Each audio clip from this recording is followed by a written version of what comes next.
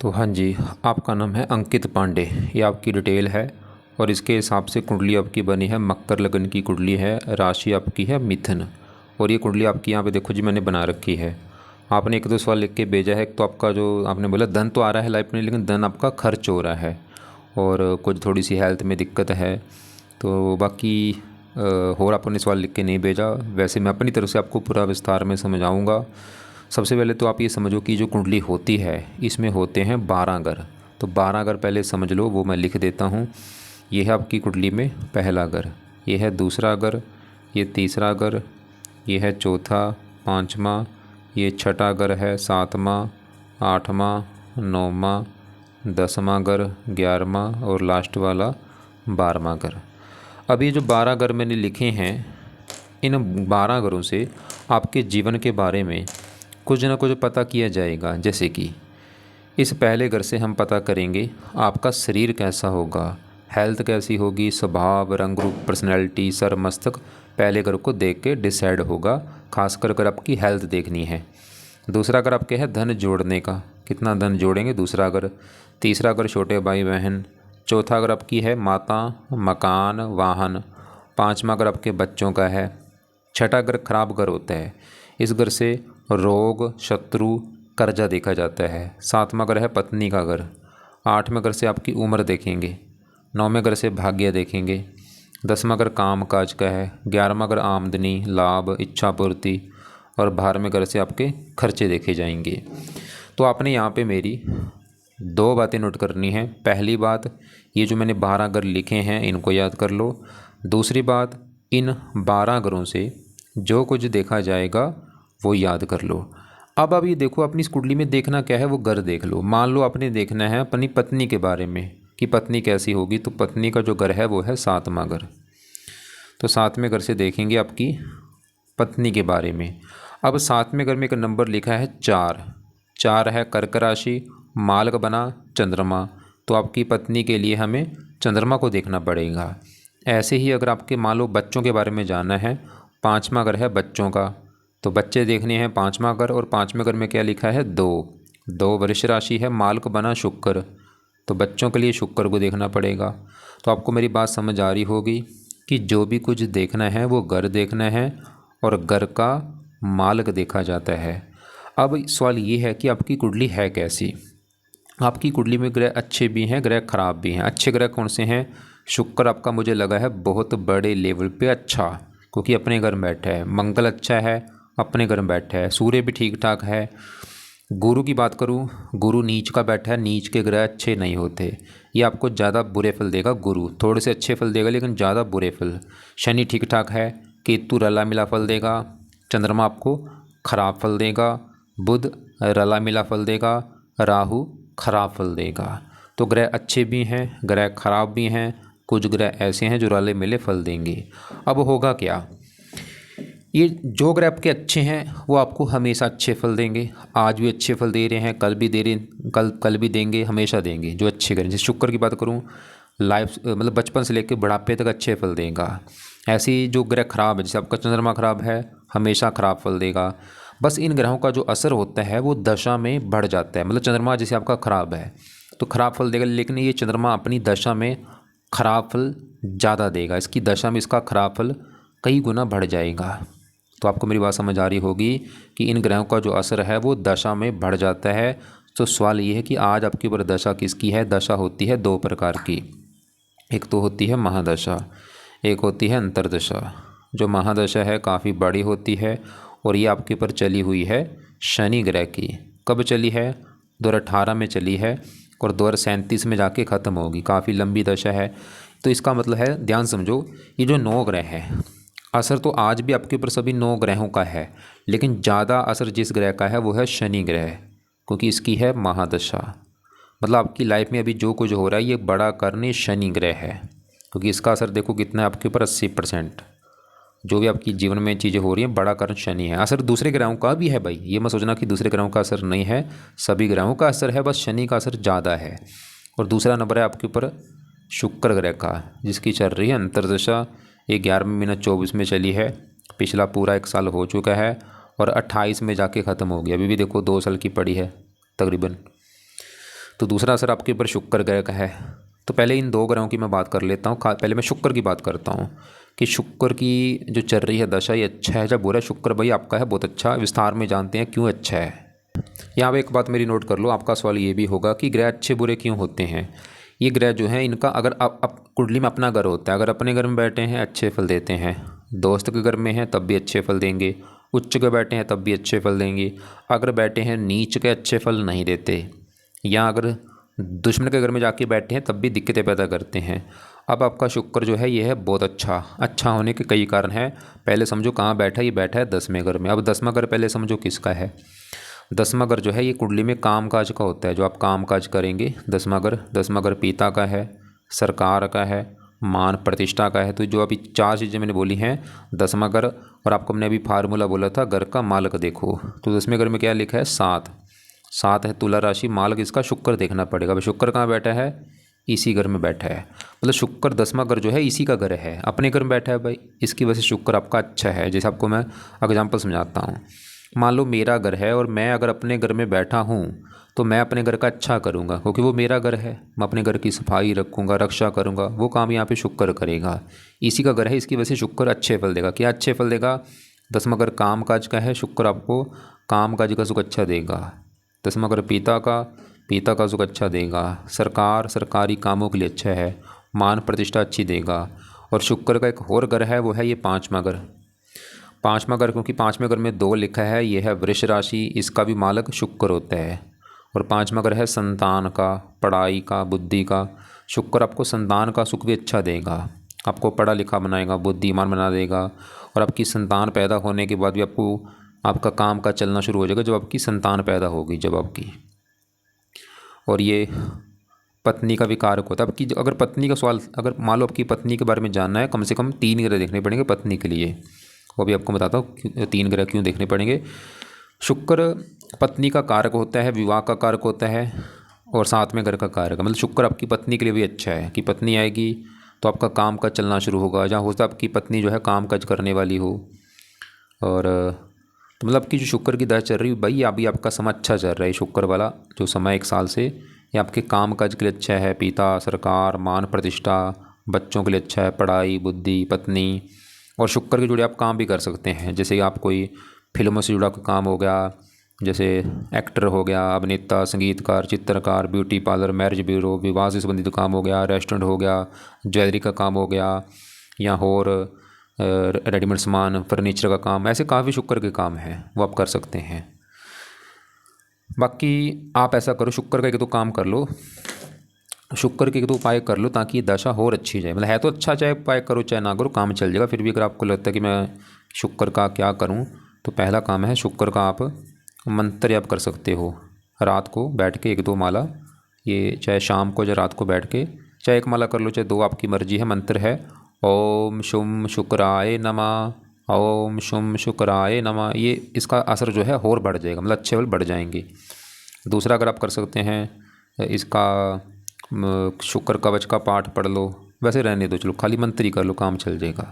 क्योंकि ख़राब होता फिर तो इसके मैं उपाय आपको ज़्यादा बोल देता भाई, क्योंकि अभी मैंने आपको और उपाय बोलने हैं तो वो ज़रूरी हैं। जैसे गुरु आपका नीच का है, इसके उपाय ज़रूरी हैं। अब आगे बढ़ते हैं, चलो आपके गुरु की बात कर लेते हैं। गुरु आपका देखो जी जहाँ बैठा है, ये पहला घर है। लेकिन उससे पहले आपका साथ में मैं पहले पत्नी की आपकी बात कर लूँ। मान लो आपका सवाल आपकी पत्नी को लेके कि पत्नी कैसी होगी, तो पत्नी का घर क्या है, 7वां। तो 7वें घर से पत्नी देखी जाएगी। और 7वें घर में 4 लिखा है, मालक देखना होता है, क्योंकि घर का मालक देखना है। तो 7वें घर का मालक ये चंद्रमा है।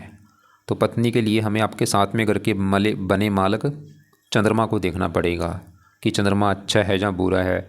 और चंद्रमा के अलावा 7वें घर के ऊपर है जिस ग्रह की दृष्टि, गुरु की दृष्टि है, गुरु को भी देखना पड़ेगा। और शुक्र होता है पत्नी का कारक, मतलब 3 ग्रह देख के डिसाइड होगा आपकी पत्नी के बारे में। तो पहले आपके मैं 7वें घर के मालक चंद्रमा की अगर बात करूं कि ये अच्छा है या बुरा है, चंद्रमा आपका अच्छा मुझे नहीं लगा। क्यों नहीं लगा, 2-3 कारण हैं। पहला कारण, चंद्रमा आपका जहाँ बैठा है 6ठा घर खराब घर, ये घर ही अच्छा नहीं। 6ठा घर होता है रोग, शत्रु, कर्जा, कोर्ट कचहरी, चोरी, ठगी, खराब चीज़ें इस घर से देखते हैं जहाँ ये चंद्रमा आके बैठा है। और यहाँ पे जो 3 लिखा है, बुध के घर में बैठा है, बुध को दुश्मन मानता है। और तीसरा कारण, ये राहु के नक्षत्र में बैठा है। अब दिक्कतें देगा क्या, क्योंकि चंद्रमा है पत्नी घर का मालिक। तो चंद्रमा आपको पत्नी को लेकर दिक्कतें पैदा करेगा भाई, मतलब पत्नी जाके बैठी है छठा घर रोग, चंद्रमा आपकी पत्नी को रोगी बनाएगा। पत्नी छठा घर शत्रु, पत्नी से आपके लड़ाई झगड़े कराएगा, मनमुटाव होता रहेगा, पत्नी से बनेगी नहीं चंद्रमा की वजह से। और चंद्रमा माता कारक है, माता को बीमार करेगा, माता से मनमुटाव होना, मन का कारक मानसिक चिंता देगा। चंद्रमा की दशा में जब भी चंद्रमा की दशा कभी आएगी ये दिक्कतें बढ़ जाएंगी, मतलब जो अभी मैंने बुरे फल इसके बोले हैं। चंद्रमा की दशा में पत्नी से लड़ाई झगड़े होंगे, पत्नी बीमार होगी, माता बीमार होगी, आपको मानसिक चिंता होगी, आपकी हेल्थ ख़राब होगी, शत्रु बढ़ेंगे, आपका कर्जा बढ़ेगा चंद्रमा की दशा में। पहले इसकी मैं दशा आपको दिखा दूँ कब है, क्योंकि दशा में इन ग्रहों का असर बढ़ता है। तो बड़ी दशा तो आगे जाके 87 में चलेगी, या छोटी दशा ये एक आएगी अभी ये 29 से लेके 30 तक। ये जो 1 साल की दशा है इसमें दिक्कतें बढ़ेंगी आपकी। ये एक तीसरी दशा भी होती है, ये अभी चलेगी आपकी, ये चल रही है यहाँ देखो 29/7/25 में चली है और 2/11/25 तक है ये, 1-2 अगले महीने वैसे ख़त्म हो जाएगी। चलो इसका असर वैसे कम है, लेकिन ऐसा नहीं कि आज इसका असर नहीं है, आज भी है थोड़ा सा, आज भी बुरे फल दे रहा है थोड़े से, लेकिन दशा में ये बुरे फल 100 गुना बढ़ जाएंगी। लेकिन सवाल है कि इसके लिए क्या किया जाए। आप चंद्रमा का एक उपाय है, चंद कवच का पाठ पढ़ा करो सुबह के टाइम। ये पाठ आपने पढ़ना है, ये सुनना है। वैसे तो कई पाठ इसके उपाय हैं, चंद स्रोत हो गया, इसके देवता शिव जी की पूजा उपासना, लेकिन अभी फ़िलहाल क्योंकि दशा है नहीं, खाली एक पाठ पढ़ लो, चंद कवच का पाठ सुबह पढ़ना है या सुनना है। और दूसरा उपाय भी अगर आप कर सकते हैं वो है इसके देवता शिव जी की पूजा उपासना कर लिया करो। आपको मैंने बोला था आपकी पत्नी के लिए कम से कम 3 ग्रह देखने पड़ेंगे। हमने पहले शुक्र देखा, शुक्र तो अच्छा था पत्नी के लिए, शुक्र ये दिखा रहा कि पत्नी आएगी, फ़ायदा होगा, किस्मत चमकेगी, काम काज बढ़ेगा। लेकिन चंद्रमा ये दिखा रहा है कि पत्नी से लड़ाई झगड़े होंगे, पत्नी बीमार होगी, पत्नी से बनेगी नहीं। अब पत्नी के लिए आपकी गुरु को भी देखना पड़ेगा। अब गुरु की बात करते हैं तो देखो आपको मैंने 12 घर बोले हैं कि 7वां घर है पत्नी का घर, 5वां घर किसका है बच्चों का, चौथा आपकी माता का, तीसरा छोटे भाई बहन। ऐसे ही जो पहला घर है ये आपका घर है, मतलब आप कैसे होंगे, आपका शरीर कैसा, स्वभाव, रंग रूप कैसा, पर्सनैलिटी, सर मस्तक, पहला घर भाई देखना पड़ेगा। और पहले घर में लिखा है नंबर 10 मकर राशि माल शनि देखना पड़ेगा। और शनि के अलावा पहले घर में गुरु बैठा है, गुरु को भी देखना पड़ेगा। तो पहले गुरु की बात करें तो गुरु बैठा है पहले घर में, वहाँ पे जो 10 लिखा है मकर राशि में नीच का होके बैठा है, ये अच्छी बात नहीं है भाई, नीच का बैठा है। तो गुरु इस पहले घर को बुरी तरह से ख़राब कर देगा, पहले घर की हानि कर देगा, पहले घर का नुकसान कर देगा, क्योंकि पहले घर में नीच का है। और पहला घर क्या है आपका शरीर, स्वभाव, रंग रूप, पर्सनैलिटी, सर मस्तक, मतलब गुरु आपकी हेल्थ ख़राब करेगा, आपकी पर्सनैलिटी ख़राब करेगा। और गुरु के अपने इस कुंडली में है 2 घर, एक तो ये जो 12वां घर है, ये 12वां घर गुरु का घर है, और 12वां घर होता है खर्च, हानि, दान, दंड, हॉस्पिटल। क्योंकि 12वें घर में देखो 9 लिखा है, माल किसका, गुरु है। तो 12वें खर्च का स्वामी आपके शरीर के ऊपर बैठा है, मतलब गुरु आपके शरीर के ऊपर खर्चे कराएगा, मतलब आपके खर्चे बढ़ेंगे गुरु की वजह से। जहाँ तो आपकी हेल्थ के ऊपर खर्चे बढ़ेंगे, जब वैसे आप हो सकता है खर्चीले शौक के हों, जब वैसे खर्चा आपका होता रहेगा गुरु की वजह से, मतलब गुरु की दशा में खासकर ज़्यादा होगा। हो सकता है गुरु आपको बीमार भी कर दे, बीमारी के ऊपर खर्चा हो। और गुरु इस तीसरे घर का भी मालक है, जहाँ पे 12 लिखा है मालक गुरु। तीसरा घर है छोटे भाई बहनों का, छोटे भाई बहनों को लिख के दिक्कतें आना, खासकर गुरु की दशा में दिक्कतें बढ़ेंगी। बड़ी महादशा इसकी वैसे निकल चुकी है 18 से पहले। और बाकी गुरु ऐसा नहीं कि बिल्कुल बुरा है, अच्छे फल भी देगा, इसकी दृष्टियाँ हैं। 5वीं पड़ेगी 5वें घर के ऊपर, संतान, पढ़ाई, बुद्धि, इसके लिए अच्छा है। और एक सबसे अच्छा फल क्या देगा, ये पहले घर से देखेगा 7वें घर को, पत्नी घर को।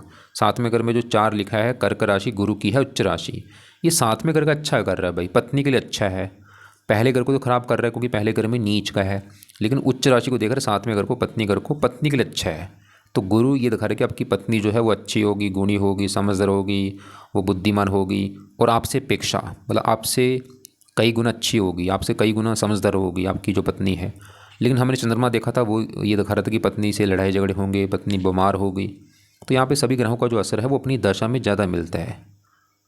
और बाकी देखो जी, हाँ गुरु सवाल है कि ऐसा क्या किया जाए गुरु आपका अच्छा हो जाए। क्योंकि देखो जी, गुरु अगर आपने अच्छा कर लिया आपको कई फ़ायदे होंगे। ये आपकी हेल्थ अच्छी रहेगी, आपके खर्चे फालतू में नहीं होंगे, और भी ये धन का कारक होता है, धन बढ़ेगा लाइफ में, हज़ारों फ़ायदे हैं। तो इसके उपाय ज़रूर करो आप। अब गुरु के उपाय क्या हैं, पहला पाय है आप, इसका नाम है दूसरा बृहस्पति, तो बृहस्पति कवच का एक पाठ है वो पढ़ा करो सुबह के टाइम। दूसरा है बृहस्पति स्तोत्र का पाठ। ये 2 पाठ हैं, लिख लो अपने पास। ये पाठ रोजाना पढ़ने हैं या इनको सुना करो सुबह के टाइम। और तीसरा है इसका दान किया करो। गुरुवार के दिन पीले रंग का कुछ भी दान कर दो, चाहे पीला चावल, पीली दाल, पीली हल्दी, कुछ भी।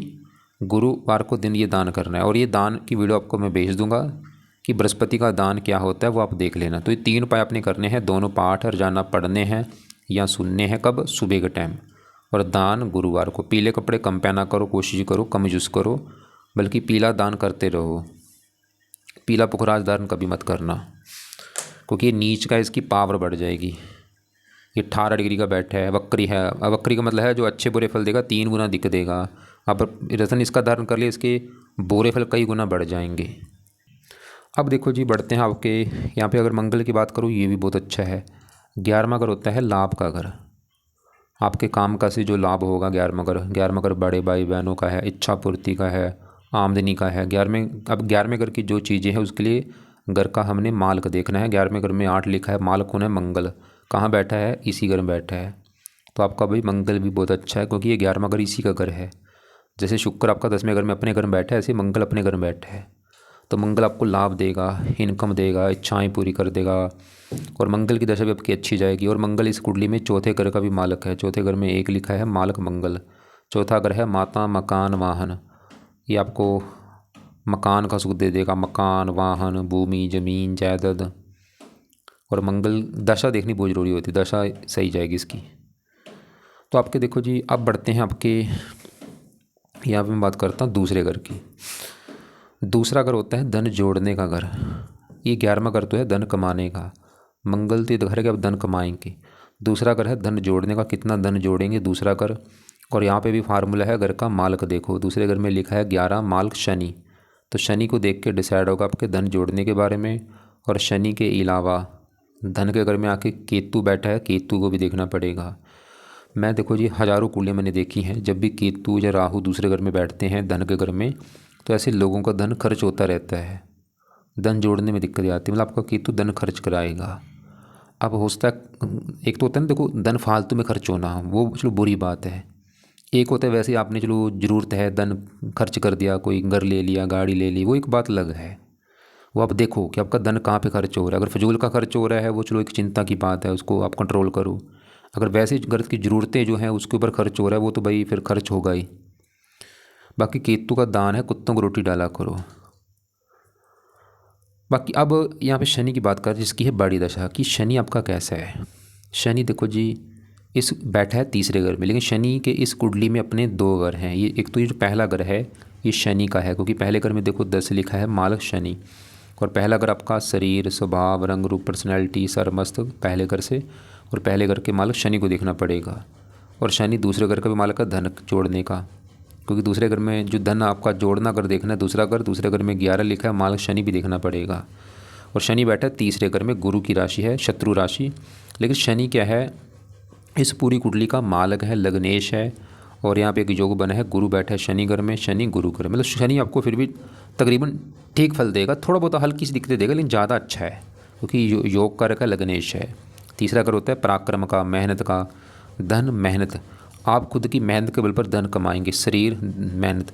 शनि घर का आप काफ़ी मेहनती होंगे, पराक्रमी होंगे, साहसी होंगे, उद्यमी होंगे। तीसरी पड़ेगी 5वें घर के ऊपर, पढ़ा लिखा, बुद्धिमान, संतान, भाग्यशाली बनाएगा। मतलब ठीक है शनि।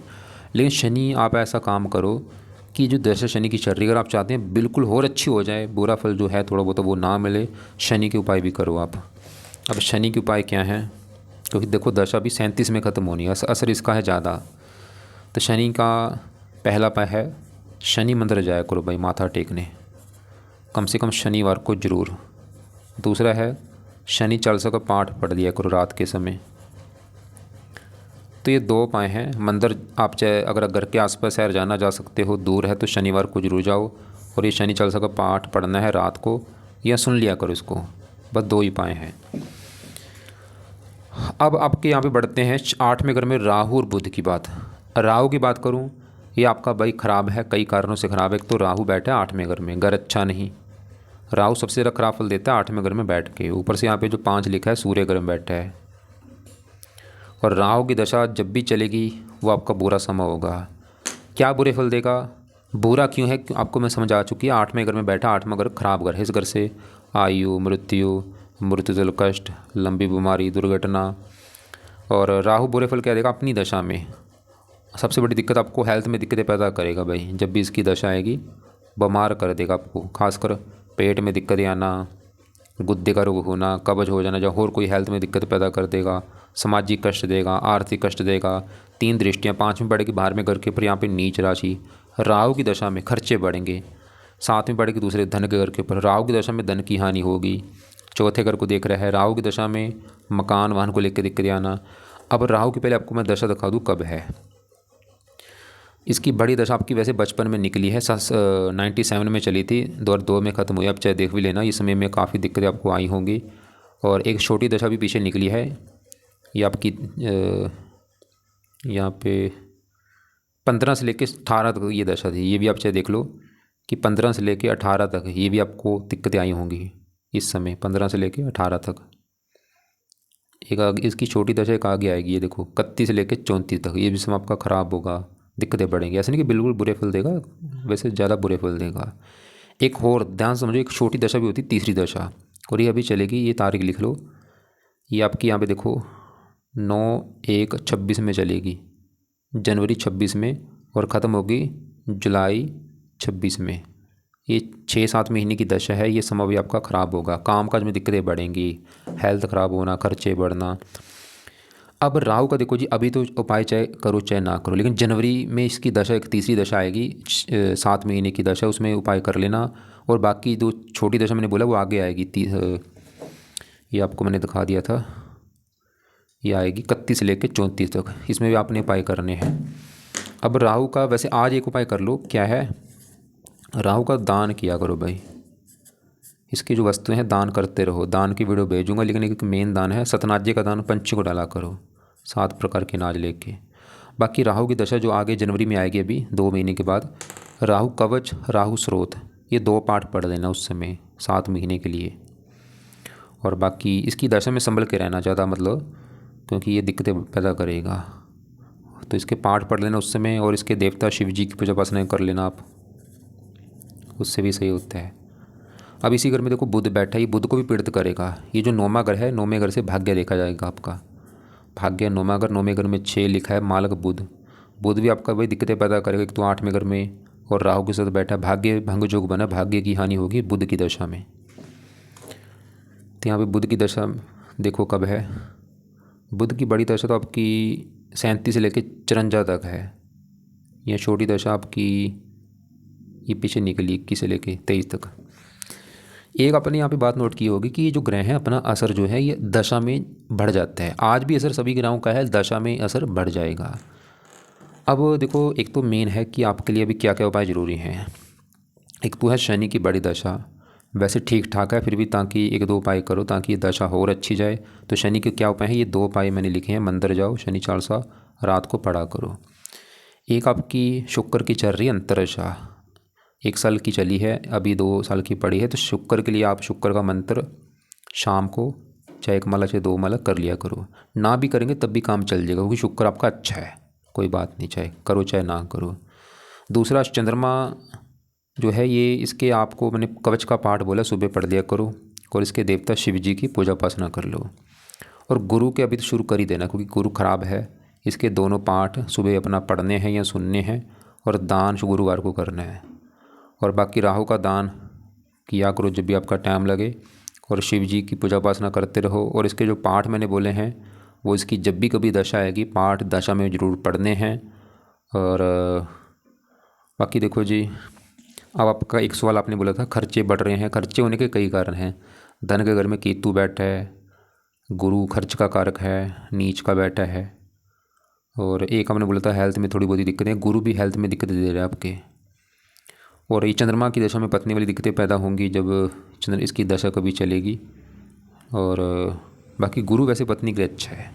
लेकिन यहाँ पे भी डिसाइड होगा दोनों कुंडली देखकर वो कुंडली आपकी कैसी है जिसके साथ आपका विवाह होता है। बाकी भाई मेन आप यहाँ पे बात नोट कर लो। आपने बोला हनुमान जी पूजा उपासना करता हूँ, जितना हो सकता है उसको बढ़ाओ। मतलब रोजाना हनुमान जी के मंदिर जाओ, रोजाना हनुमान जी के पाठ पढ़ो, सुबह शाम पढ़ो, ज़्यादा फ़ायदा होगा। सुबह कभी हनुमान चालीसा पढ़ लिया, कभी संकट मोचन पढ़ लिया, कभी बजरंग बन पढ़ लिया, कभी अंगार का स्रोत पढ़ लिया। ऐसे कई पाठ है वो पढ़ा करो, चेंज करके पाठ। हनुमान जी से आपका शनि राहु कई ग्रह अच्छे होंगे आपके। और रत्न की अगर बात की जाए, रत्न आप शुक्र का धारण कर सकते हैं। इसका रत्न है ओपल कर लो, चाहे जर्गन कर लो, चाहे वाइट टोपाज कर लो।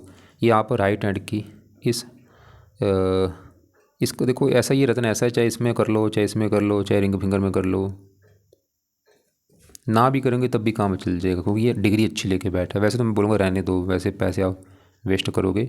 मेन है पाठ पूजा करो जितना हो सकता है। कुत्तों को रोटी डाल दिया करो, पंछियों को सतनाजर डाल दिया करो। बुरे कर्मों से बचो, बेईमानी से बचना है, ईमानदार बनो, गाली गलौज करने से बचो,